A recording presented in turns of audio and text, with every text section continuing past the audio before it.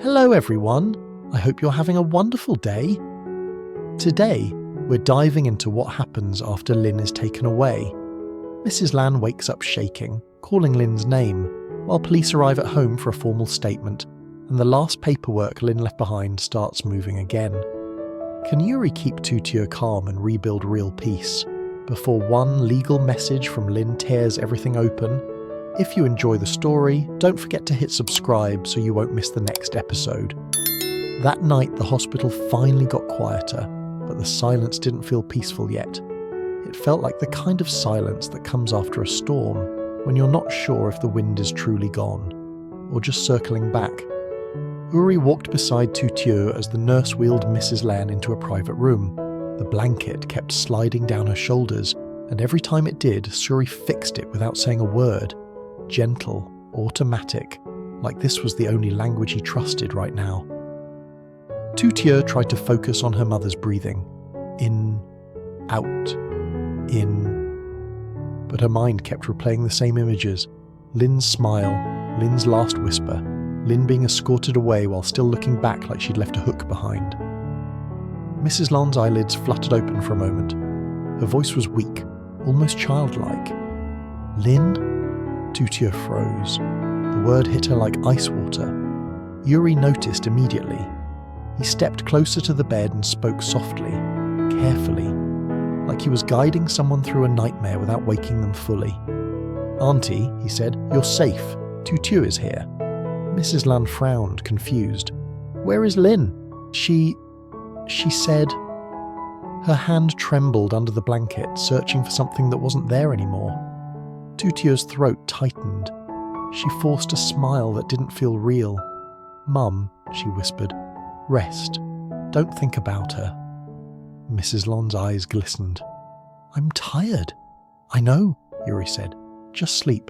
We'll handle everything." The nurse adjusted the IV and left them alone.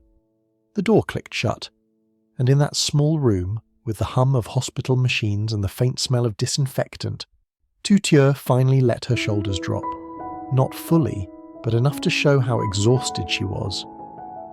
Yuri pulled a chair closer to her side of the bed and sat down.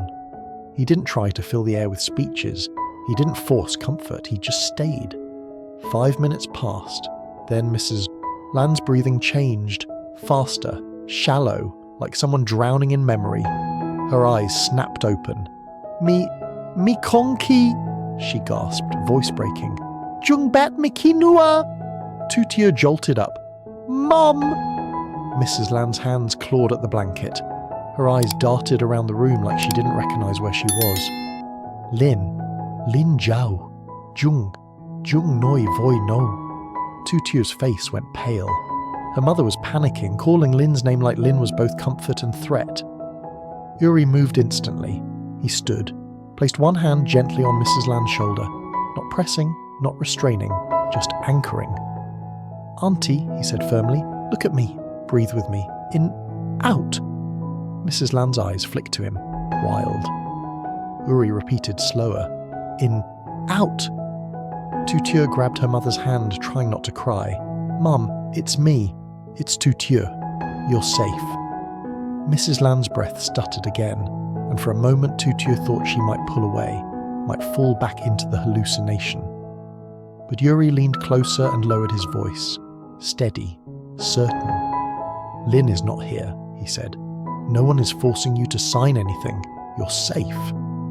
That sentence, "no one is forcing you," made Mrs. Lan's face crumple. Her eyes filled, and then, like a snapped thread, she broke into quiet sobs. Tu Tieu stayed frozen, caught between anger and grief. Because this wasn't just about DNA anymore. This was about the kind of fear her mother had been living with inside her own home. Yuri squeezed Mrs. Lan's shoulder once, then stepped back to give Tu Tieu space. He didn't take over. He didn't replace her. He just supported her from the edges, exactly where Tu Tieu needed him. After a while, Mrs. Lan's sobs slowed. Her breathing steadied. Her eyelids fell shut again, exhausted. Tu Tieu didn't move. She kept holding her mother's hand like she was afraid the moment she let go, Lin's shadow would crawl back in. Yuri spoke quietly, almost like he was afraid to disturb the fragile peace. "She's traumatized," he said. "That's why her mind goes back to Lin." Tu Tieu's voice came out hoarse. "I hate that she still calls Lin." Yuri didn't argue. He didn't tell her to be kinder. He nodded like he understood the ugliness of that feeling. "Because Lin trained her," Yuri said. "Fear and comfort mixed together. That's how control works." Tu Tieu swallowed hard. "And what if she never stops? What if she never truly chooses me?" Yuri turned his head to look at her fully. "She held your hand just now," he said. "Not Lin's. Yours." Tu Tieu's eyes shimmered. Yuri softened his tone. "It won't heal in one day, but it started." They left the hospital close to midnight. Yuri insisted they take Mrs. Lan home instead of leaving her alone under cold lights. The doctor agreed. Rest at home could be better now that the immediate crisis passed. On the drive back, Tu Tieu barely spoke. She kept staring out the window, watching streetlights slide by like time itself was moving without permission. Yuri didn't pressure her. He only said once, quietly, "When we get home, I'll make warm ginger tea." Tu Tieu finally whispered, "You don't have to stay." Yuri didn't even look at her when he answered, because it wasn't a debate. "I'm staying." That was it. No romance, no dramatic vow, just certainty. Back at the house, the air felt different. Not happy, but lighter, like a room after someone toxic finally leaves. Yuri carried Mrs. Lan inside, slow and careful, like she was made of thin glass. Tu Tieu rushed ahead to open the bedroom door and turn on a small lamp. Soft light, not harsh. They got Mrs. Lan into bed. Tu Tieu tucked the blanket around her mother's shoulders, her hands moving with practiced tenderness that came from years of wanting to be allowed to do this. Mrs. Lan murmured, half asleep. "Jung kai nhao nua." Tu Tieu's eyes stung. "We won't, Mum." Yuri waited until Mrs. Lan's breathing deepened before he stepped out with Tu Tieu into the kitchen. The kitchen light felt too bright after everything, so Yuri turned it down and moved quietly, pulling out a kettle, ginger, a mug. Simple things. Tu Tieu sat at the table, hands clenched, staring at the wood grain like it might explain why her life had to hurt so much just to reach the truth. Yuri placed the warm mug in front of her. She didn't touch it. Instead, she whispered, "Is it really over?"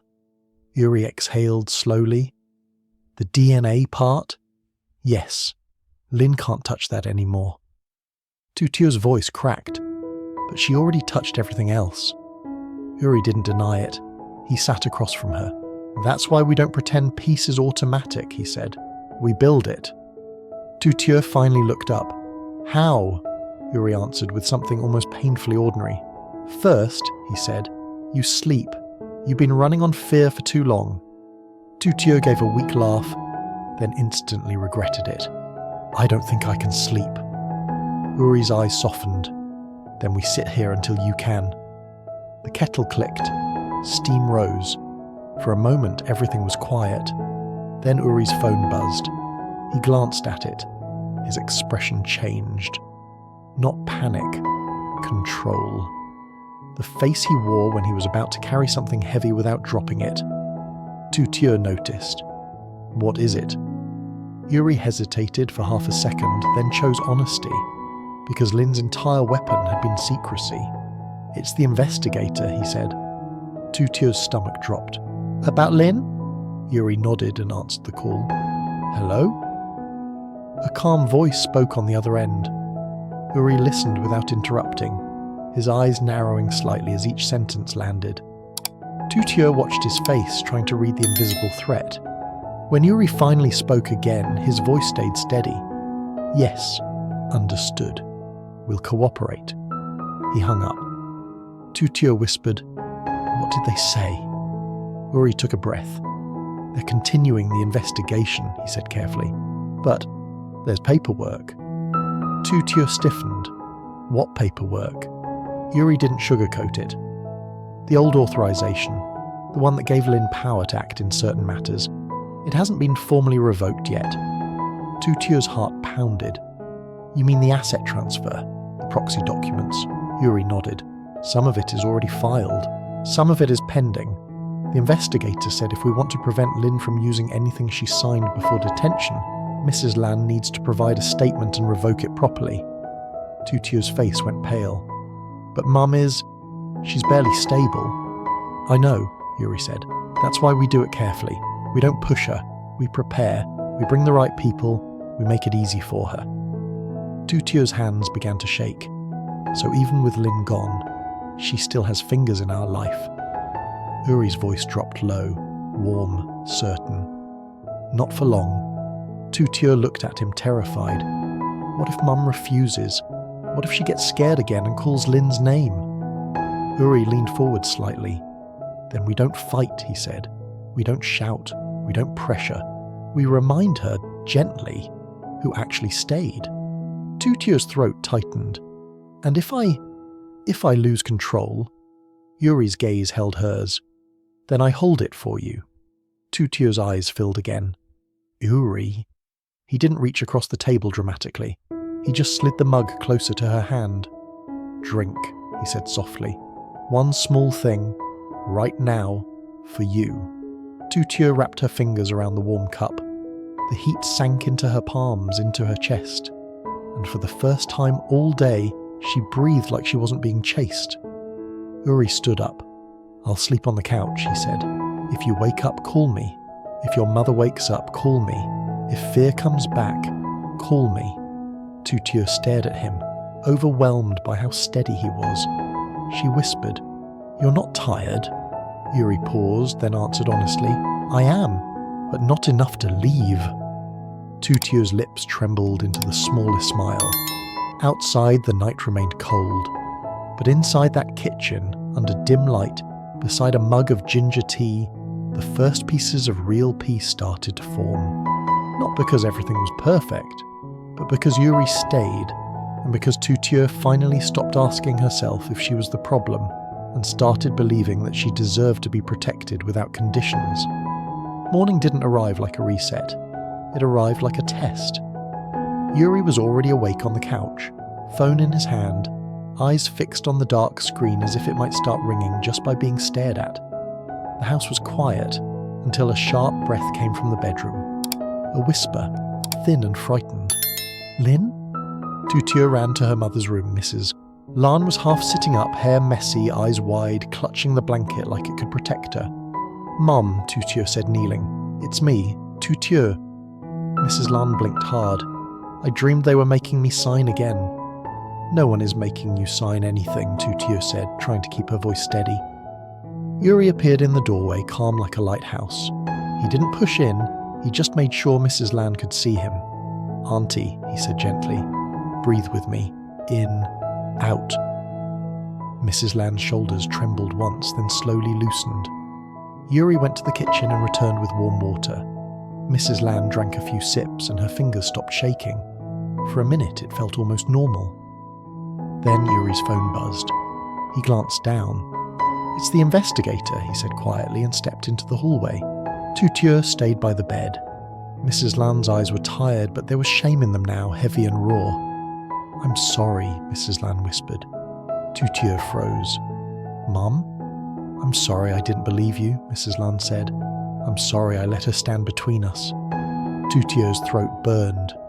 She wanted to say, it's okay, and make it end. But the truth didn't end that way. So she whispered back, I was lonely, Mum. Mrs. Lan nodded, tears gathering. I know. Yuri returned a moment later, face calm but focused. They need a formal statement, he said, and there's paperwork we have to revoke properly. How soon? Tu Tieu asked, heart pounding. Within 48 hours, Yuri admitted, before anything Lin filed earlier moves forward. Mrs. Lan flinched at the name. Tu Tieu leaned in fast. Mum, you don't have to go anywhere. We can ask them to come here. We do it gently. Yuri nodded. Home statement. I'll arrange it. And tomorrow a notary can come for the revocation. Mrs. Lan stared down at the blanket. Will she come back? No, Tu Tieu said, too quickly. Yuri chose his words carefully. Not right now. But paperwork can keep moving even when a person is gone. That's why your voice matters, Auntie. No one can use your silence against you.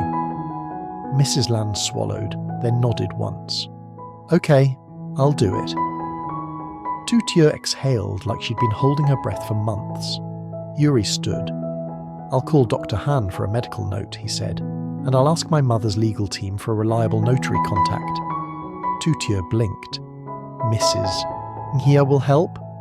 She'll help to protect the hospital and to protect me, Yuri said honestly. But the result is the same. We get this done. While Yuri made calls, Tu Tieu moved through small tasks. Warming rice porridge, opening the curtains a little, folding a clean blanket at the foot of the bed. Ordinary things, but every motion felt like rebuilding a home that had been hollowed out. Yuri came back with a folder. Dr. Han will come at noon, he said. An officer can take a preliminary statement this afternoon. Notary tomorrow. Mrs. Land's nerves rose in waves. What if they think I'm lying, she asked. What if I signed something worse and I don't remember? Yuri answered the same way every time, steady and simple. Then we say what you remember. We don't guess. We document the truth. At noon, Dr. Han arrived with a clipboard and a calm presence that made the room feel safer. He checked Mrs. Land's vitals, asked a few gentle questions, then spoke plainly. Stress affects sleep, memory, and fear, he said. That doesn't make you unreliable. It makes you human. Mrs. Land's eyes filled. I feel stupid. Dr. Han shook his head. You were manipulated. That's not stupidity. He looked at Tu Tieu. Sit beside her during the statement. Let her hold your hand. It stabilizes her. Tu Tieu nodded and took her mother's hand. That afternoon, a calm officer arrived. No drama, no raised voices, just a recorder, a form, and patience. Mrs. Land spoke slowly, how Lin managed the documents, how she was pressured, how she was told Tu Tieu would take everything if she didn't cooperate. When she was unsure, she said so. When she remembered, she corrected herself. Tu Tieu squeezed her hand each time her breathing sped up. Yuri stayed a few steps back, present, but never stealing the center, letting mother and daughter reclaim their own story. When the officer finished, he nodded. Thank you, Mom. This will help the investigation. After he left, the house felt lighter, but Tu Tieu's body finally caught up with the weight. She sat down and cried, silent, shaking, like her tears had been waiting for permission. Uri crouched in front of her. You did well, he said softly. Tu Tieu wiped her face fast, embarrassed. I hate crying. You're not weak, Yuri said.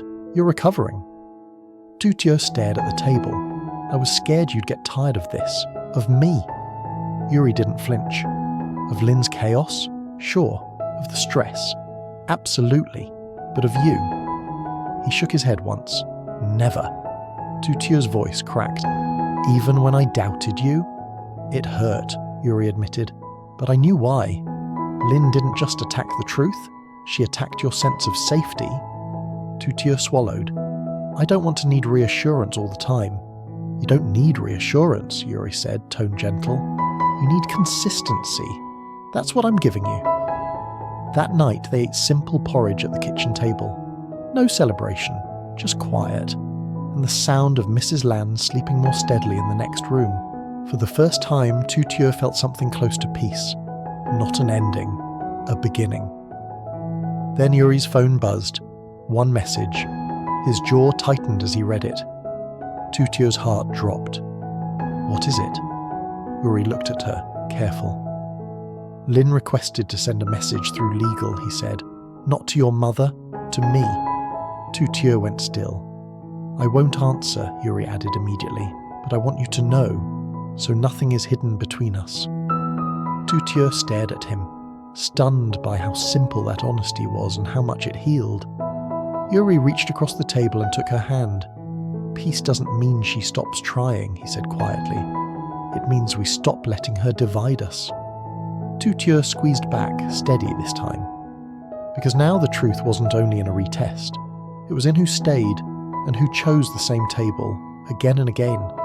After Lin is taken away, the house doesn't instantly feel safe. That night, Mrs. Lan jolts awake in panic, calling Lin's name and reliving the fear of being forced to sign documents. Tu Tieu tries to stay strong, but the pain of hearing her mother still reach for Lin nearly breaks her. Yuri remains steady, calming Mrs. Lan with simple breathing and warm water, then helps set a careful plan, a medical note, a home statement with police, and a notary visit to revoke any remaining authorizations Lin filed. Mrs. Lan finally apologizes to Tu Tieu, admitting she was manipulated, and gives a truthful statement without guessing. The truth becomes official, yet peace stays fragile. That evening, Yuri receives word that Lin wants to send him a message through legal. He refuses to respond and tells Tu Tieu immediately, choosing transparency over secrecy.